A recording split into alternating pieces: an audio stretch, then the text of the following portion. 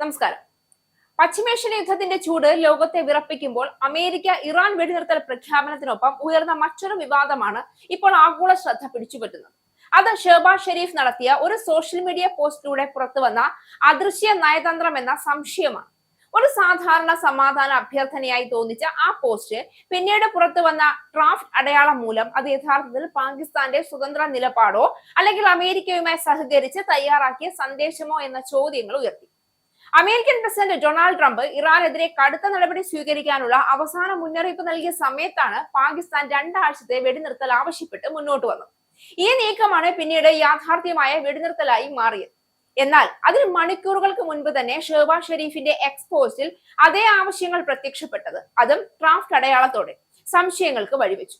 Iran US യുദ്ധവുമായി ബന്ധപ്പെട്ട് Pakistan president സാമൂഹിക മാധ്യമമായ എക്സിൽ പോസ്റ്റ് ചെയ്ത കുറിപ്പിലെ ഡ്രാഫ്റ്റ് പാകിസ്ഥാന്റെ പ്രധാനമന്ത്രിയുടെ എക്സിലെ സന്ദേശം എന്ന ഭാഗമാണ് വിവാദം ഉയർത്തിയിരിക്കുന്നത്. എക്സിൽ ആദ്യം പോസ്റ്റ് ചെയ്ത കുറിപ്പിലാണ് ഡ്രാഫ്റ്റ് എന്ന ഭാഗവും ഉണ്ടായിരുന്നത്. എന്നാൽ പിന്നീട് ഈ ഭാഗം പോസ്റ്റിൽ നിന്ന് നീക്കം ചെയ്തിരുന്നു.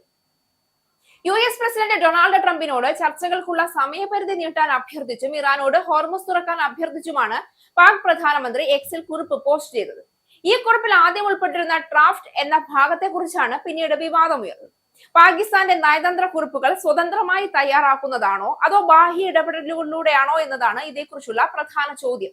ഡ്രാഫ്റ്റ് എന്നതിനു ശേഷമുള്ള പാകിസ്ഥാന്റെ പ്രധാനമന്ത്രി എന്ന പ്രയോഗം ഇത്തരം നയതന്ത്ര കുറിപ്പുകളിൽ അസാധാരണമാണ് എന്നാണ് ചിലർ ചൂണ്ടിക്കാണിക്കുന്നത്. പ്രധാനമന്ത്രി സ്വയം തയ്യാറാക്കുന്ന സന്ദേശത്തിൽ ഇങ്ങനെ വിശേഷിപ്പിക്കുന്നത് അസ്വാഭാവികമാണെന്നും പറയപ്പെടുന്നു.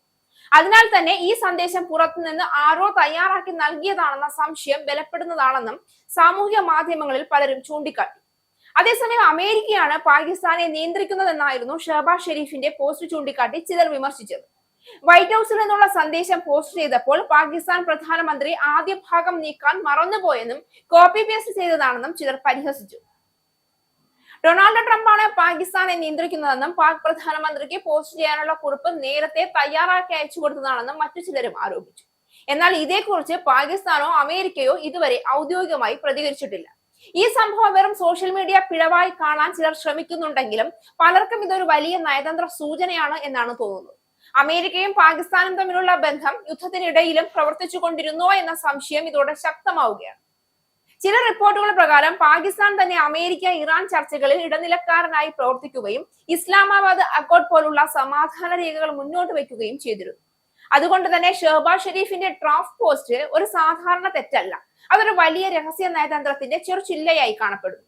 യുദ്ധവിരാമ പ്രഖ്യാപനത്തിന് മുൻപേ തയ്യാറായ സന്ദേശം പുറത്തായത് അമേരിക്ക പാകിസ്ഥാൻ തമ്മിലുള്ള ഒത്തുകളിയുടെ സൂചനയാണോ അല്ലെങ്കിൽ ആഗോള സമാധാനത്തിനായി നടന്ന നീക്കങ്ങൾ പുറത്തായതോ? ഈ ചോദ്യങ്ങൾക്ക് വ്യക്തമായ ഉത്തരമില്ലെങ്കിലും ഒരു കാര്യം വ്യക്തമാണ്, യുദ്ധം മുന്നണിയിൽ നടക്കുമ്പോൾ അതിന്റെ യഥാർത്ഥ കളി നടക്കുന്നത് നയതന്ത്രത്തിന്റെ മറയിലാണ്.